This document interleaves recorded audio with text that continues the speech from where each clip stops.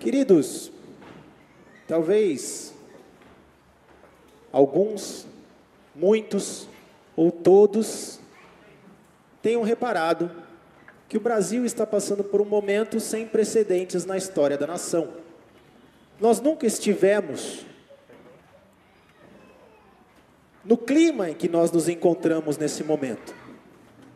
O Brasil sempre foi um país morno, indiferente, desinteressado e desconectado do que se diz respeito à política. Consequentemente, as coisas iam acontecendo quase que na base do lamber o dedo, apontar para o céu, ver para onde o vento está soprando e falar, vou votar em tal pessoa. Hoje, existe uma característica política no Brasil sendo evidenciada.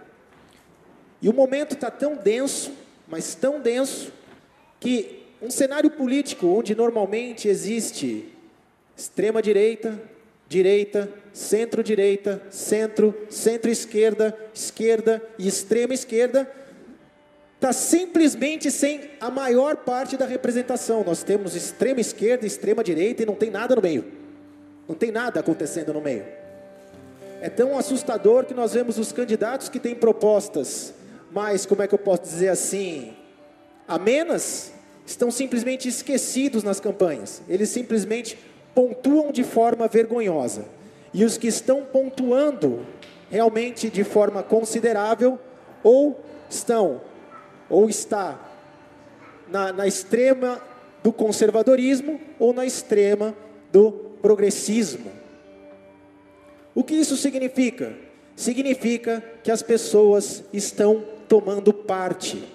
Até pouco tempo atrás, o Brasil se movia basicamente do centro da esquerda até a extremidade da esquerda. Nós não víamos nenhuma atividade na direita, o que era uma coisa extremamente curiosa para um país de maioria esmagadora cristã.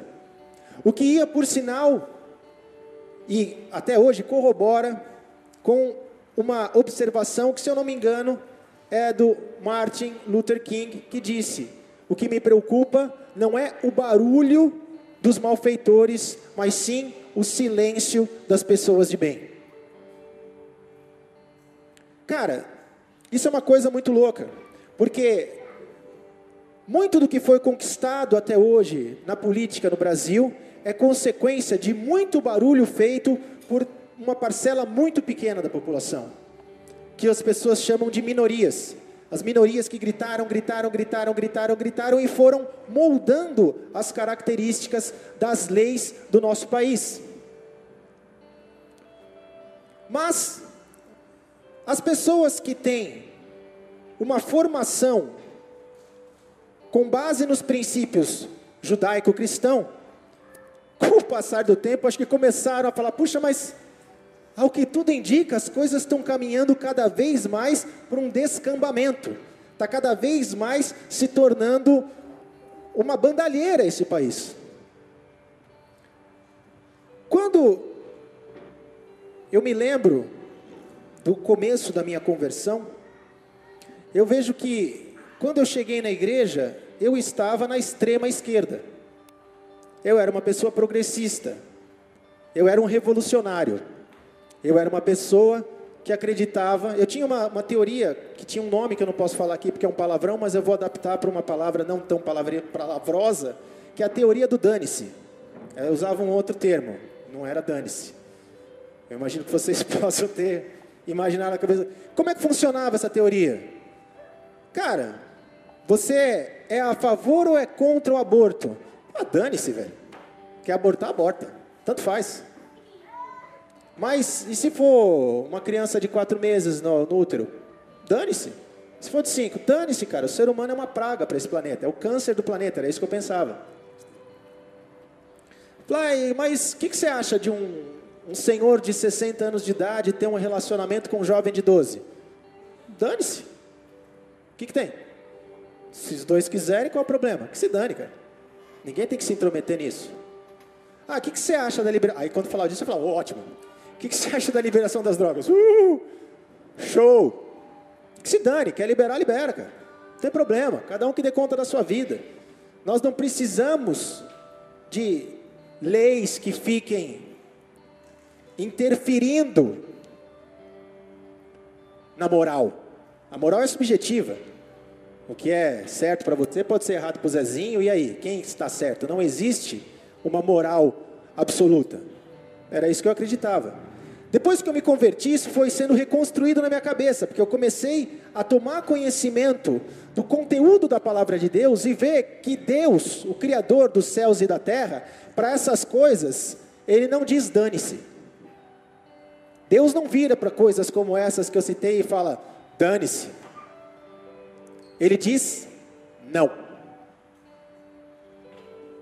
E é uma grande diferença. Demorou para eu perceber que existia uma outra linha de pensamento que não aquela em que eu estava inserido. Porque por onde quer que eu passasse, seja lá o canal de televisão que eu assistisse, só ouvia coisas que fomentavam esse caminho. Ligava o rádio, as músicas todas celebrando a irresponsabilidade, celebrando o sexo sem compromisso, celebrando as drogas, celebrando a violência. Eu falei, puxa vida, que coisa, quer dizer, eu estava inserido numa realidade, inserido num contexto, não numa realidade, e eu achava que aquele contexto era a realidade, não existia nada fora disso.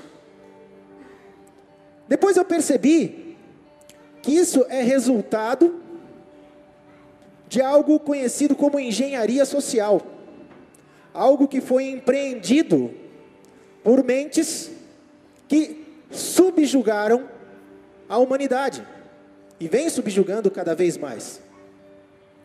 Logo no começo da minha caminhada, eu comecei a ter contato com informações que era difícil para eu digerir, porque eu sempre fui uma pessoa muito cética. Então, como Bola de Neve é uma igreja pentecostal, a gente tinha e tem ainda bastante envolvimento com cura e libertação, com ministérios que tratam de uma forma bastante profunda com as questões de cura e libertação, e por muitas vezes nós fomos treinados e orientados, por exemplo, em relação ao satanismo. Que muitas pessoas talvez nem parem para pensar que esse troço existe, mas se você acredita no mundo espiritual, se existe o bem e o mal, se existe um Deus, se existe um Satanás, por que não pode existir alguém que adore a Satanás? E que viva em função da agenda, da vontade, dos princípios que ele estabeleceu. E nós fomos aprendendo sobre essas coisas e estudando sobre essas coisas. Muitas delas me pareciam mágicas demais, pirotécnicas demais. Mas eu fui deixando essas informações me acessarem. Eu ia analisando e lendo e pesquisando e estudando a Bíblia e formando uma opinião aos poucos. Até que, um belo dia, em meio a essas informações, eu tomei conhecimento de algo conhecido como Nova Ordem Mundial. A Nova Ordem Mundial, de maneira geral, no mainstream, né, se você perguntar para jornalistas, perguntar para artistas, pessoas que são formadores de opinião, e você fala, o que você acha da Nova Ordem Mundial? A probabilidade enorme é, eu não sei o que é isso, ou isso é teoria da conspiração, isso não existe. Não existe Nova Ordem Mundial. Eu quero dizer para vocês, e para isso eu vou ter que ler, o que é a Nova Ordem Mundial. A Nova Ordem Mundial é, ou levando em consideração a possibilidade da teoria da conspiração, a Nova Ordem Mundial seria uma poderosa elite secreta com uma agenda globalista que está conspirando para eventualmente governar o mundo por meio de um governo mundial autoritário, que irá substituir os estados-nações soberanos, os países, e que tem uma propaganda abrangente cuja ideologia saúda o estabelecimento dessa tal nova ordem mundial. E nela, nós teríamos aí a culminação do progresso da história. Ocorrências significativas na política e finanças são especuladas por serem orquestradas por uma camarilha ou por um ajuntamento de pessoas excessivamente influentes que operam através de muitas organizações de fachada. Preste atenção no que eu estou falando. Inúmeros eventos históricos e atuais são vistos como passos em um plano contínuo de conseguir dominar o mundo através de reuniões políticas secretas e processos de tomada de decisão. Vários desses eventos, supostamente orquestrados por essa tal elite, funcionaria como um gatilho para que a própria população mundial implore pela tal nova ordem mundial. Deu para entender? Bom, aí você toma conhecimento de uma coisa, começa a falar, mas estranho isso. Porém, você vai estudando a Bíblia e descobre que a Bíblia é um livro escrito por Deus. E nele contém passado, presente e futuro. E no futuro está escrito e profetizado que se estabelecerá um governante do mundo. Como que eles sabiam disso? Um governante, conhecido como o anticristo. Muitas pessoas acham que a palavra anticristo significa aquele que é contra Cristo, mas isso é um engano. Ele não é contra Cristo. A palavra anticristo, na verdade, a melhor descrição dela é alguém que se parece com o Messias. Alguém que tem uma capacidade incrível de unir, pacificar, conduzir, orientar. É alguém como o Messias. Então, o anticristo, na verdade, seria um falso tipo de Cristo. Até aí vocês estão entendendo? Agora, olha que coisa interessante essa informação que eu vou dar para vocês. Alguém aqui já ouviu falar na Organização das Nações Unidas? A Organização das Nações Unidas é uma organização intergovernamental criada para promover a cooperação internacional. É isso que ela é. A Organização das Nações Unidas tem uma agenda. Quer que eu te conte que agenda que é essa? Por tópicos bastante genéricos? Vou te falar. Manutenção da paz e da segurança. Como, por exemplo, se dá a manutenção da paz e da segurança? Vou te dar um exemplo bastante básico. Junta-se um grupo de elite mundial e determinam diretrizes para que a paz supostamente se estabeleça nos países. Engraçadamente, veio da ONU a diretriz de que para que haja paz, de fato, os países precisam estar desarmados. A população não pode estar armada. Uma outra diretriz e uma outra linha, um outro tópico da agenda das organizações das Nações Unidas são os direitos humanos. Se você tem algum contato com a realidade, por exemplo, do Brasil, certamente você já escutou muito a respeito de direitos humanos e por quem as pessoas dos supostos direitos humanos advogam. Qual é a maior fama que os direitos humanos têm? Talvez muitos de vocês já devem ter ouvido.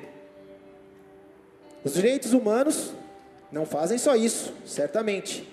Mas uma das seus destaques é advogar a situação de pessoas criminosas.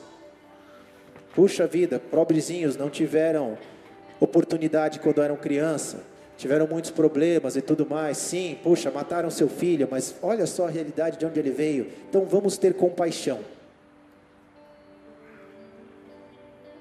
Um outro tópico é o desenvolvimento econômico e a assistência humanitária, que também se desdobra em aquilo que nós conhecemos de assistencialismo. E por fim, ambientalismo. As questões concernentes aos problemas que existem no nosso meio ambiente, aquecimento global e coisas do gênero. A ONU se reúne, discute todas essas coisas e cria metas e normas e as impõe aos países. especialmente aos países de terceiro mundo como o Brasil. Entre as questões do desenvolvimento econômico, assistência humanitária e também de manutenção da paz, existe um subitem, que é a educação. E por incrível que pareça, é da ONU que vem todo o padrão de educação tão precisamente feito no Brasil, nas escolas públicas, municipais e também nas pagas. Vem da ONU o padrão do que deve ser ensinado, como deve ser ensinado. Agora olha que coisa interessante. Alguém aqui já ouviu falar num grupo chamado Bilderberg? Levante a mão. 2, 3, é isso? Grupo Bilderberg, quem já ouviu falar nisso? 4, 5. Você vê, por que será que ninguém fala sobre isso? Por que será que não está no Jornal Nacional? Porque não convém. Eu vou te falar o que é o Grupo Bilderberg. O Grupo Bilderberg se reúne anualmente, fato, tá? Não é viagem. Se reúne anualmente desde 1954, 9 anos depois da formação da Organização das Nações Unidas. 9 anos apenas depois. O Grupo Bilderberg é formado por especialistas em indústria, finanças, educação e meios de comunicação que fazem parte da elite política e econômica da Europa e da América anglo-saxônica. Esse grupo existe. Traduzindo para um português mais claro, são os trilhardários do planeta. Família Rockefeller, Ford, MacArthur, Zuckerberg agora faz parte, o dono do Facebook. São os trilhardários, além dos diretores dos grandes canais de comunicação, os grandes nomes da política. E uma vez por ano, essas pessoas se reúnem para debater coisas que ninguém sabe o que é. Sabia disso? Ninguém sabe o que é. Não é permitido televisionar, não é permitido gravar, não é permitido, não tem jornalistas anotando tudo que está sendo falado para depois dizer para mim e para você o que eles estão falando lá dentro. Então, só para você ter noção de uma coisa básica. Eu tenho, por exemplo, pesquisado já tem um tempo a respeito do aquecimento global. Talvez você não sabe, mas existem alguns cientistas que dizem que isso é a maior balela que existe no planeta. Quando você estuda a história da temperatura da Terra em diferentes épocas, teve época já muito mais quente do que agora, e com um detalhe, o aquecimento é positivo para o planeta, não é negativo. Não existe nenhuma prova de que o mar vai aumentar de tamanho, de que o carbono lá, o dióxido de carbono faz mal, que sei lá que raio. Não existe prova, não tem nem como medir isso daí. Não existe recurso para você montar uma equação que conclua que de fato, tanto que o que mais produz CO2 no planeta é o mar, não é o homem. Com um detalhe que o CO2 é o alimento das plantas. Se não fosse ele, as plantas morriam.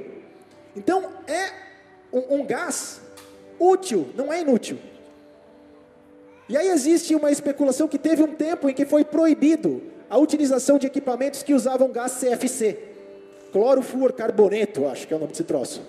Que era o gás que funcionava nas geladeiras e nos aerosóis e tudo mais. Não está acabando com a camada de ozônio. Maior balela, esses cientistas dizem, isso nunca aconteceu. O que aconteceu é que esse gás deixou de ter a obrigação de ser pago royalties para as empresas que o desenvolveram, e as outras empresas que existiam no mundo podiam fazer uso desse gás sem pagar royalty para ninguém, e as grandes empresas estavam perdendo um grande valor econômico com isso. O que eles fizeram? Demonizaram o CFC, cancelaram ele, criaram um novo para todo mundo voltar a pagar royalty para os mangangão que estão lá em cima.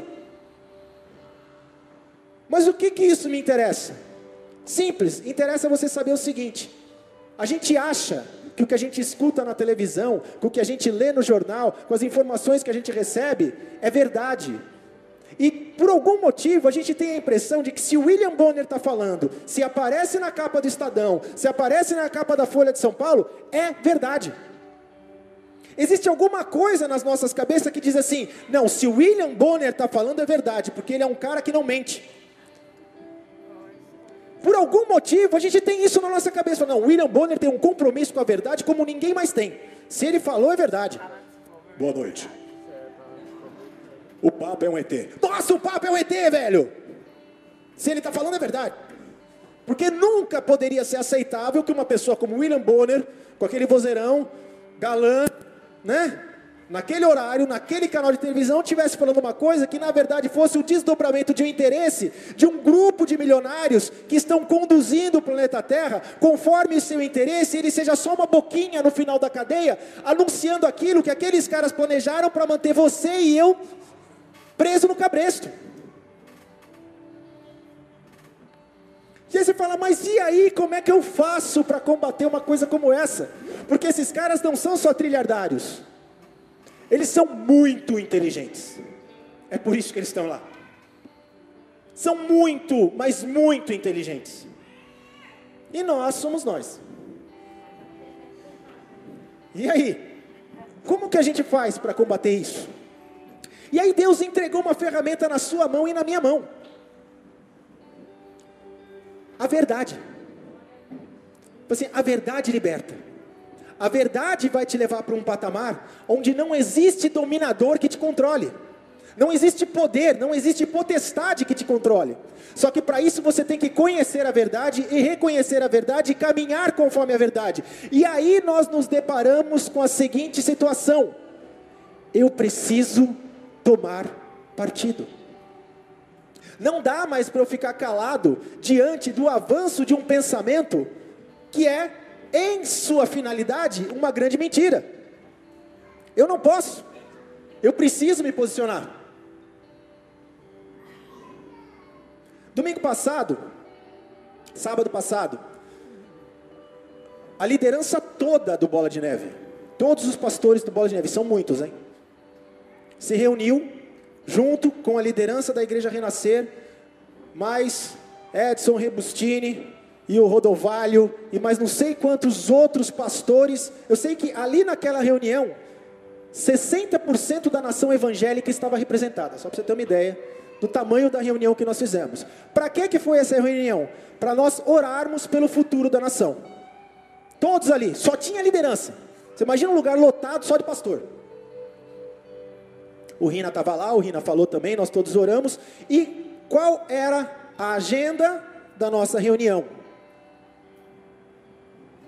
Nós precisamos ter muito claro no nosso coração o que nós não aceitamos. Aborto, eu não aceito. Eu não aceito. Qual é o argumento do aborto, né? Você fala assim, não, mas é justo que uma criança nasça num lar onde ela não é querida, ou pior ainda, é justo que uma criança seja fruto de um estupro. Pegue uma pesquisa séria e veja quantos abortos são feitos por consequência de estupro. Deve ser tipo 0,2. O restante puxa, o casal já tinha 10 filhos, aí ficou grávido de trigêmeos, então vão ter mais 3. E aí estão numa situação de realidade financeira limitada, e puxa, a vida não vai dar, então vão abortar. Agora, a maioria esmagadora, tipo 96%, era tipo, eu estava bêbado na balada, engravidei, agora, cara. Tirar esse troço fora, meu corpo, minha regra. Meu corpo, minha regra. Aí fica aquele debate de falar assim, mas a partir de quanto tempo da concepção é um neném mesmo? Nós falamos, não, a partir da 3ª semana, ou da 5ª semana. Eu falo assim, não, é razoável se abortar até o 3º mês, outros não até o 4º mês. Mas se você for ver o núcleo duro, onde é defendido o propósito e o direito do aborto, é até o último minuto da criança nascer. Já está com 9 meses, prontinha para nascer, já está quase falando papai, mamãe, você quer, não quero mais. Mata e joga fora. Sério, não é brincadeira. Casamento homossexual. Assim, eu não sou contra, legalmente falando, 2 pessoas do mesmo sexo terem um relacionamento, morarem juntos e ter os seus direitos legais como cidadão garantido. Mas o casamento homossexual significa sacralizar, tornar santo essa união. Chegar aqui e casar 2 homens, chegar aqui e casar 2 mulheres diante do altar do Senhor. Em nome de Jesus Cristo, vocês sejam abençoados. nós não aceitamos isso porque a Bíblia nos diz que isto é pecado. Não tem negócio. Não tem assunto. Acabou. Ponto final. Ah, mas isso é homofobia. Eu falei assim, não. Eu não tenho, eu particularmente então, nada. Passei minha vida cheio de amigos. Posso dizer que tive uma vida de bissexual. E convivi com um monte até hoje, cara. Sem problema nenhum. De amar, de andar junto. Sem problema nenhum. Só que isso não significa que eu entendo aquela prática como uma prática sadia e uma prática que vai fazer com que a pessoa tenha uma vida com Deus. Essa é a minha visão de mundo. É assim que eu acredito. E assim vai se desenrolando. E a gente percebe que existe uma corrente política que defende todas essas coisas. E ela está justamente na outra extremidade. De um lado está o conservadorismo, que vai contra tudo isso, e na outra extremidade está quem é a favor de tudo isso, defende com unhas e dentes essas coisas. Veja a situação. Aí, eu recebo, pelo WhatsApp, de uma pessoa muito querida, muito amada, muito próxima da minha família, a seguinte pergunta: Maurício, você sabe que na Bíblia já está determinado que o anticristo vem? Sei. Maurício, tem um monte de cristão famoso repreendendo o fato das lideranças da igreja estarem tomando partido político no meio dessa batalha. Uns porque acham absurdo a igreja se posicionar politicamente, outros porque acham uma perda de tempo, afinal de contas já está determinado que a nova ordem mundial vai se estabelecer e vai existir o governo do anticristo e não tem mais volta. E aí terminou essa mensagem com a seguinte pergunta: por que lutar? Por que lutar? Já está estabelecido. É adiar o inevitável. Por que lutar? Por que não tomar como escolha a frase célebre do gênio intelectual, conhecido como Marta Suplicy, que disse: relaxa. Por que não? Para de brigar. Vale a pena brigar? E eu posso te falar uma coisa, cara, isso mexeu demais comigo. Mas mexeu um tanto. Eu fiquei mal. Falei, por que brigar, cara? E aí, para variar,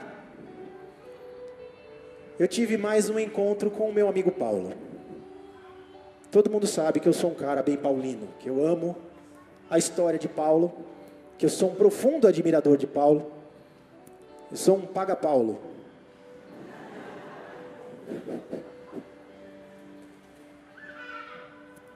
Porque é espetacular o que esse homem conseguiu realizar enquanto cristão. Eu fui conversar com o Paulo, obviamente na presença de Jesus Cristo. Não estou falando de uma sessão de mesa branca, tá? Fui na Bíblia. Ninguém recebeu Paulo e o espírito de Paulo. E aí sabe para onde Paulo me levou? Paulo me levou para 2 Coríntios 12. Só que antes da gente chegar lá em 2 Coríntios 12, eu queria só aqui relembrar quem é Paulo. Para relembrar quem é Paulo apóstolo, eu quero ler para vocês duas passagens, você não precisa abrir, apenas escutar.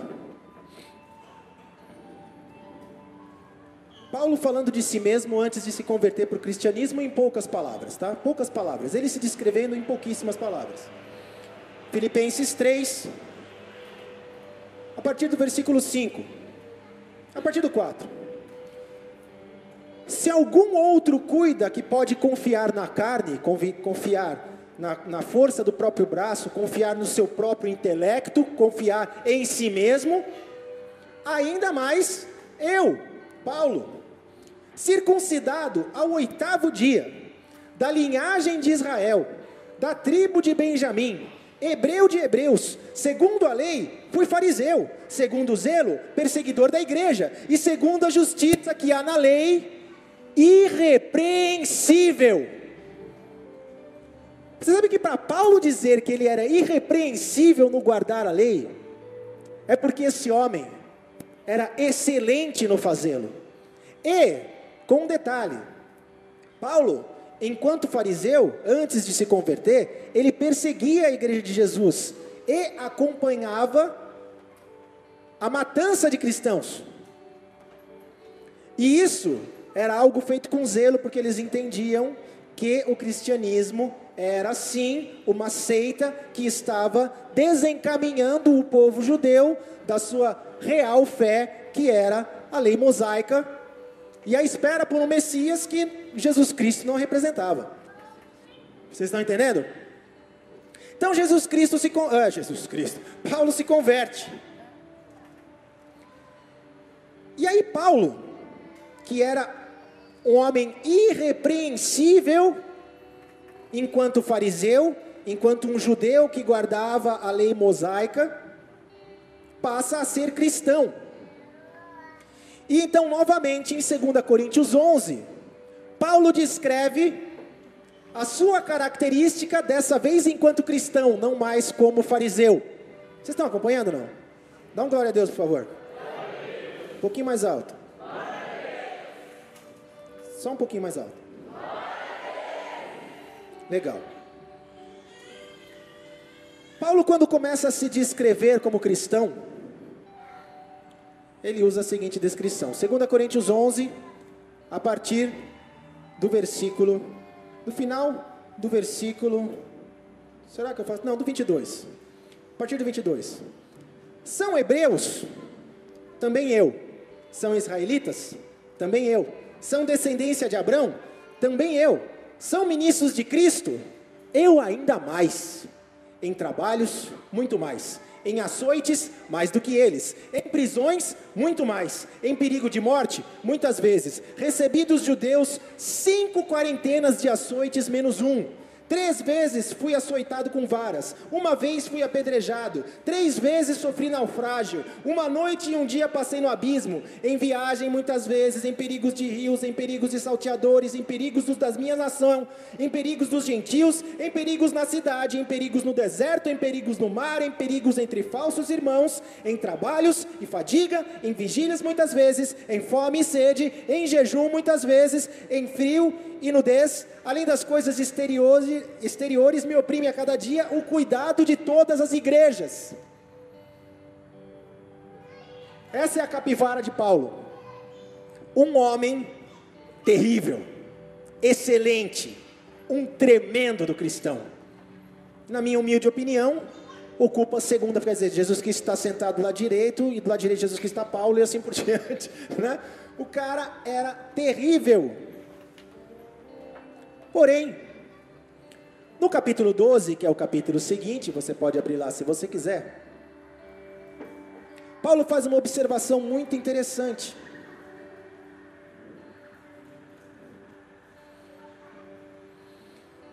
A partir do versículo 7 do capítulo 12 de 2 Coríntios.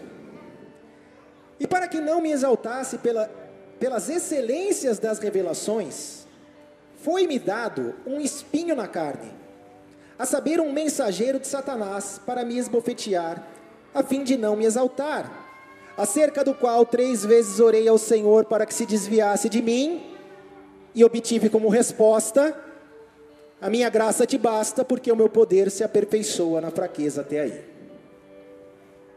Então vamos lá. Paulo, aquele homem excelente que como fariseu era irrepreensível, então se converteu e como cristão se tornou o cristão mais exemplar que tem como exemplo para nós registrado na Bíblia. De repente Paulo declara o seguinte: existe um mensageiro de Satanás, um espinho na carne, que está literalmente me atormentando. Por muitas vezes eu orei, por 3 vezes eu orei a Deus falando: Senhor, remove esse espinho da minha carne, tira isso de mim. Mas a resposta que eu obtive de Deus foi: a minha graça te basta, porque o meu poder se aperfeiçoa na tua fraqueza. Deixa eu te falar uma coisa. Não era qualquer pessoa se apresentando diante de Deus, pedindo por obséquio: Senhor, dá para o Senhor me ajudar? Era Paulo, cara. Paulo era um homem excelente. Então ele reconhece que o motivo pelo qual Deus não removeu aquele espinho na carne é para que Paulo não se exaltasse pela excelência das revelações que ele tinha, pelo nível de espiritualidade que ele havia conquistado e alcançado na caminhada dele com Deus. Mas, quando nós temos ali a declaração de Deus dizendo: a minha graça te basta, isso é algo no mínimo curioso. Por quê? Ninguém sabe ao certo o que era esse espinho na carne de Paulo. A tese mais defendida, creio eu, é de que Paulo tinha um problema na visão. Talvez até por ocasião do encontro que ele teve com Jesus, que brilhou uma luz absurda no céu e ofuscou os olhos dele de uma tal maneira que pudesse ter desencadeado de fato num grande problema nos olhos. Isso é corroborado por uma passagem que, se eu não me engano, que está em Gálatas, se eu não me engano, onde ele diz: eu sei que se pudessem, vos arrancariam os olhos e me dariam, o que é provavelmente uma deixa para imaginarmos que de fato ele tinha um problema nas vistas. Porém, nós não temos certeza disso. Poderia ser isso, poderia ser qualquer outra tentação na carne, poderia ser alguma pessoa da igreja que infernizava a vida de Paulo, poderia ser alguma outra doença como malária, por exemplo, que ele adquiriu nas viagens. Pode ser um número imenso de coisas. O fato de nós não termos claro aqui o que era, creio eu que é um exemplo da misericórdia de Deus, onde Deus deixou nessa passagem uma lacuna para que você pudesse preencher o espinho da carne com o seu espinho na carne. Porque se nós tivéssemos certeza que o espinho da carne de Paulo fosse um problema nas vistas, a gente nunca nos acharíamos merecedores de alguma forma, ou acharíamos, ou entenderíamos a graça de Deus acessível de alguma forma, porque fala: pô, Paulo já era excelente, já era um cara sangue nos olhos, totalmente empenhado, totalmente dedicado, e ele só estava querendo ser curado das vistas para poder escrever com mais agilidade e mais assertividade as cartas de orientação para a igreja. Quer dizer, pelo amor de Deus, vai ser perfeito assim, né, cara? Mas pode não ser isso, pode ser uma outra coisa, pode ser uma fraqueza que Paulo tinha, uma deformidade de caráter, o que por sinal é corroborado pela passagem que também está, se eu não me engano, em 2 Coríntios, quando ele fala que o bem que eu quero eu não faço, o mal que eu não quero, esse eu faço. Esse é o sinal que não sou eu que vivo, mas o pecado que vive em mim. De uma forma ou de outra, ainda que fosse o problema nas vistas, o fato é que aquela dificuldade, aquela deficiência, caso fosse isso, gerava em Paulo um sentimento que o atormentava. E quando ele cita esse mensageiro de Satanás, significa que alguma tentação, que alguma coisa que não é proveniente da manifestação do amor de Deus, estava encontrando espaço na vida dele, e isso desestabilizava a comunicação, a intimidade de Paulo com Deus. E aí ele fala: Senhor, remove isso da minha vida.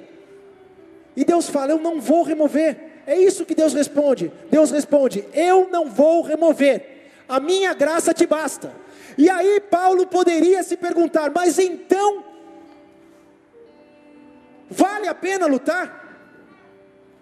Porque o Senhor não vai remover. E se não vai remover, vai continuar me atormentando. E quando me atormenta, atrapalha, interfere na minha intimidade com o Senhor. Se o Senhor não vai remover, como que eu vou manter a minha intimidade com o Senhor? Sabe o que Deus então responde? Você vai continuar lutando. Mas eu sei que a vitória não vem. Você vai continuar lutando. Sabe por quê? Porque minha graça te basta. A minha graça te basta.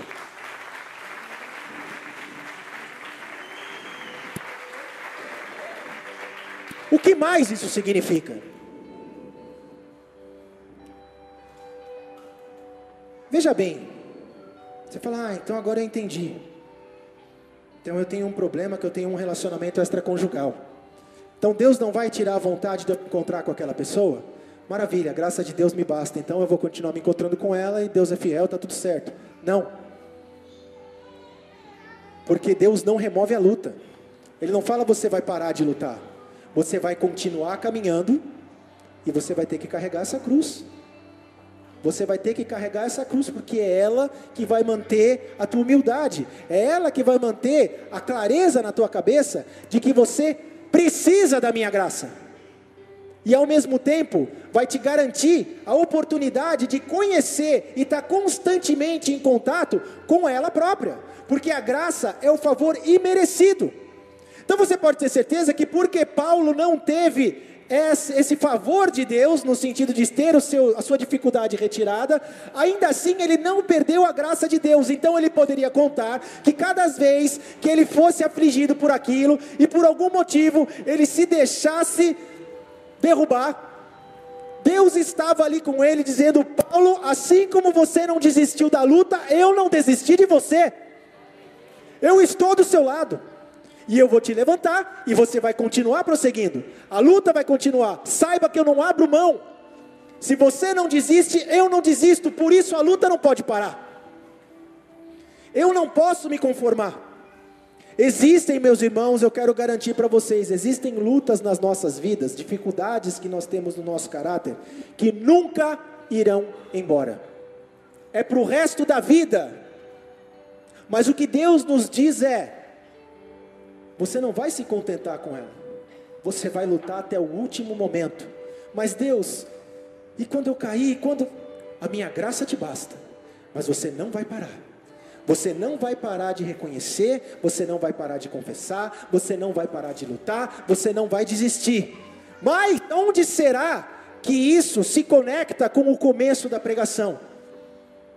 O que isso responde para a pergunta: mas se vem a nova ordem mundial, se não poderemos impedir que o anticristo se manifeste e que haja um governo unificado. E eu vou dizer para vocês uma coisa, queridos. Esses dias, agora eu vou citar o nome, eu vi uma foto da candidata à vice-presidência pelo PT, com um bolo de aniversário, com um hashtag escrito Manu no Jaburu, que significa Manuela no Palácio do Jaburu, que significa eleita na vice-presidência. E o topo do bolo estava escrito Ursal, tinha um ursinho vermelho, e toda a América Latina desenhada em vermelho. Ursal, União das Repúblicas Socialistas da América Latina, a versão tupiniquim da União Soviética. Ora bolas, estude o que foi a União Soviética, para você saber o que esse povo quer fazer na América Latina. Estude o que é o Foro de São Paulo. Estude qual que é o plano da esquerda para a América Latina. Sabe qual é? Acabar com as fronteiras. Aonde isso se assemelha com o propósito da nova ordem mundial? Para existir um governo mundial não pode existir fronteiras, é tudo uma coisa só. Agora não pense que isso vai começar a partir do momento que houver uma eleição, que eles forem reeleitos. Isso já está acontecendo desde 1960. Desde 1960 a esquerda tem empreendido uma ação e eles têm sido cirúrgicos nessa ação. Tomaram todos os meios de comunicação, todos os meios de ensino, e eles têm formatado a cabeça do povo latino-americano para não aceitar nada que não se pareça com o pensamento de esquerda. É por isso que quando você escuta um pensamento de direita, soa tão esquisito no teu ouvido, porque você ficou a vida inteira escutando o pensamento. Você quer ver uma coisa absurda? Vou te dar um exemplo absurdo. Quantos aqui já ouviram o seguinte: quando você for assaltado, alguém chegar e apontar um canhão para você, não reaja, porque se você reagir, você pode ser morto. Isso não é mentira e eu te aconselho a não reagir. Porém, sabe o que tem por trás dessa cultura? Não reaja à criminalidade. Fique passivo perante a criminalidade. Isso faz o povo ficar travado, apático, totalmente domado pelo ambiente da criminalidade, ao mesmo tempo que entrega na mão do criminoso o direito de atirar caso alguém reaja, porque o que é dito pela mídia, pela polícia e tudo mais é não reaja. Portanto, você reage, o cara fala assim, olha, todo mundo sabe que não pode reagir, se reagir eu te mato. É nisso que nós estamos enfiados. O que é isso? Engenharia social. Aonde ela é desenvolvida? Nas reuniões do Bilderberg Group.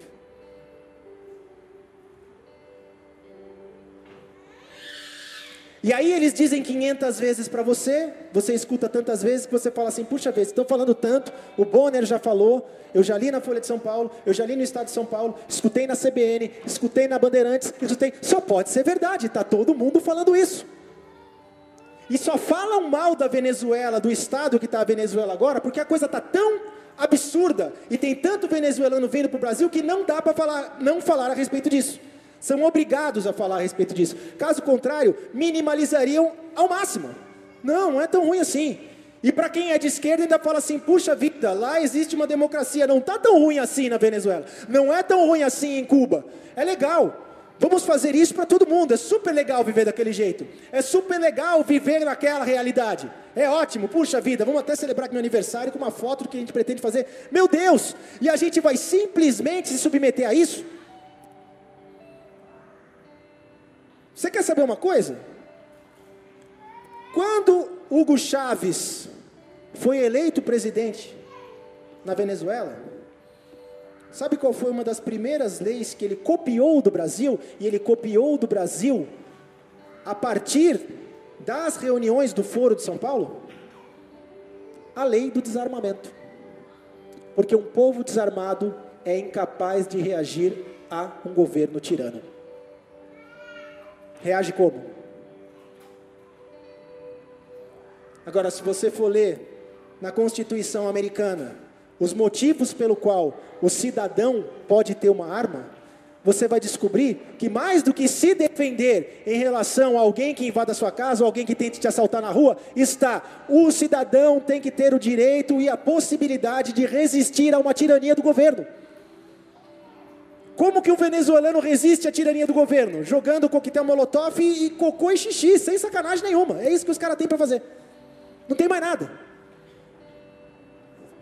Se não fosse assim, você pode ter certeza que na Venezuela estaria agora rolando uma guerra civil. Nesse momento.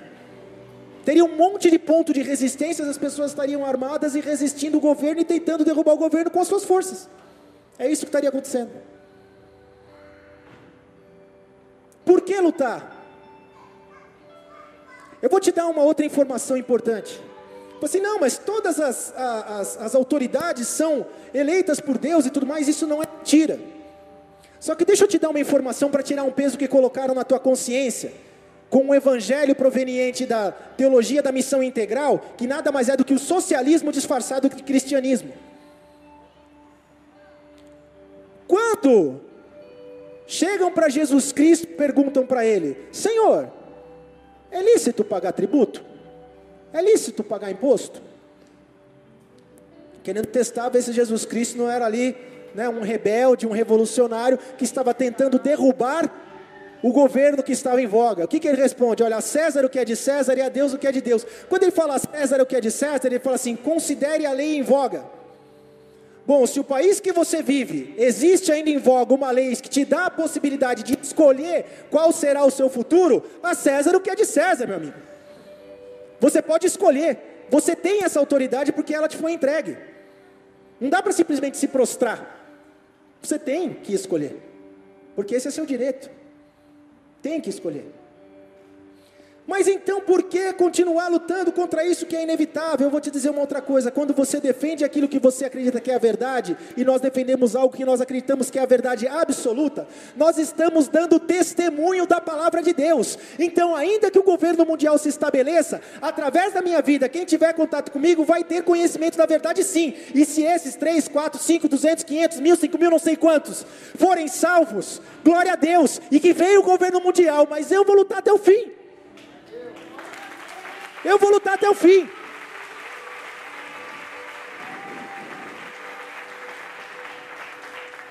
Ah, mas não tem problema sim, é uma vida.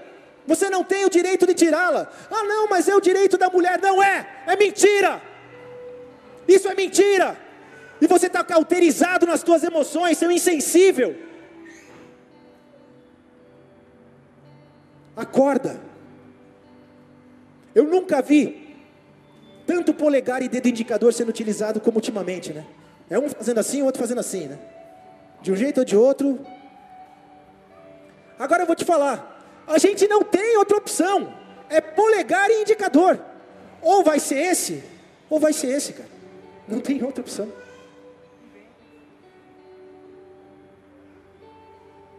E aí o que eu tenho que colocar na balança é, o que eu acredito? O que vai ser defendido? Contra o que eu vou me posicionar? E eu não vou ficar quieto. Portanto, eu vou defender aquilo que está escrito na Bíblia. Ah, mas e se aí virar e não for nada disso? Assim, mas eu não fiz por outro motivo que não fosse defender o que eu acredito que é verdade. Eu estou defendendo aquilo que representa o que eu acredito que é verdade. O que essa pessoa vai fazer com o que eu acredito que é verdade, aí é ela com Deus. Mas eu não vou pegar e falar assim, não, acho que, puxa vida, vamos aqui dar uma oportunidade, porque, poxa, a gente lembra ali do plano tal, do não sei o que e tudo mais. Queridos, existe um grupo que está coordenando as ações do mundo para que seja estabelecido o governo do anticristo. E eu não vou me dobrar a isso.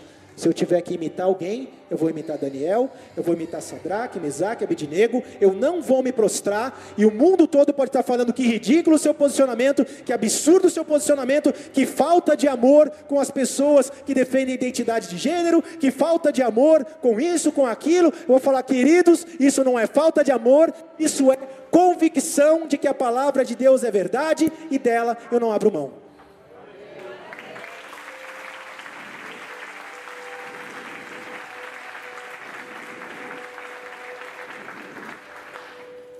Amados, eu quero convidá-los a participar de um jejum que vai começar essa semana. Nós vamos jejuar, quem estiver disposto a fazê-lo, pelo futuro da nossa nação. Pensem no Maurício, que tem 4 filhos. Eu tenho 2. Quem aqui tem filho? Que Brasil você quer para o seu filho, cara? Que Brasil você quer para o seu filho? Quem você acha que tem que educar o seu filho? Você ou o Estado? Você tem que educar o seu filho. Abram os olhos. Lei da palmada. Ah, você está agredindo o seu filho. Isso é uma balela. A Bíblia diz, corrija com a vara. Corrija com a vara. Quem aqui apanhou de vara já alguma vez na vida? Levanta a mão. Quando a varinha entrava em ação, o que acontecia? Acabou a conversa. Acabou a conversa, nego. Hã? Nossa, mas que agressão. Meu amigo, uma vez eu escutei o meu amado Nengo Vieira, eu nunca tinha escutado essa expressão antes, meu amado Nengo Vieira usar o seguinte, como é que fala? Ditado popular: pé de galinha nunca matou pinto, cara. Você já viu galinha com um monte de pintinho em volta? Ela pisa em cima deles, assim, nunca matou nenhum, cara. Eles crescem todos saudáveis, está tudo certo, cara. Correção. Ai, que absurdo, que agressividade. Então, cara, a Bíblia, ela tem sido bem sucedida há milênios. Há milênios ela tem sido bem sucedida. Ela não chegou ontem e ela não vai embora amanhã. Há milênios é o livro que mais transformou vidas e vai transformar vidas na história da humanidade, porque é a palavra de Deus. E se na Bíblia está escrito, corrige o teu filho com a vara, é óbvio que você não vai catar um sarrafo e dar na cabeça do moleque que você mata. Mas o impacto dele perceber que a atitude dele tem uma dor tanto emocional como física, corrige. Você quer ver um outro detalhe fácil de você perceber? Pegue jovens que não passaram pelo exército e jovens que passaram pelo exército e vejam quão resilientes são os que passaram pelo exército e quanto são resilientes os que não passaram, como eu, por exemplo. Que tudo que acontece, ai meu Deus. Frango, dá vergonha, é frango mesmo. Chora até em comercial de margarina, frango. Agora você pega uma pessoa que passou pelo exército, é tanta bolacha, é tanto tapa, é tanto presta atenção, é tanto arroxo, que o cara endurece. Agora me fala o que o ser humano precisa para enfrentar a realidade da vida, que é uma realidade de sofrimento. Uma vida de um hipotético prazer que nunca vai ser completo, ou uma vida de realidade de saber, a vida não é fácil, porém, existe um Deus Todo-Poderoso. É nele que eu creio, é ele que conduz os meus passos, é ele que me orienta, é nele que eu me apoio, é por ele que eu vivo e assim será até o último dia da minha vida. Por isso, eu declaro aqui com todas as palavras, por mais jargão político que possa parecer, eu digo, tanto que a bandeira brasileira nunca será vermelha, como eu digo que a luta na sua vida, ainda que ela não seja removida, ainda que você tenha que se debater com isso até o último suspiro da sua vida, o Espírito Santo de Deus nunca será removido, porque essa luta vai ser lutada até o último momento, glorificando a Deus, contando com a graça dele e prevalecendo. Amém? Aplauda o Senhor, graças a Deus.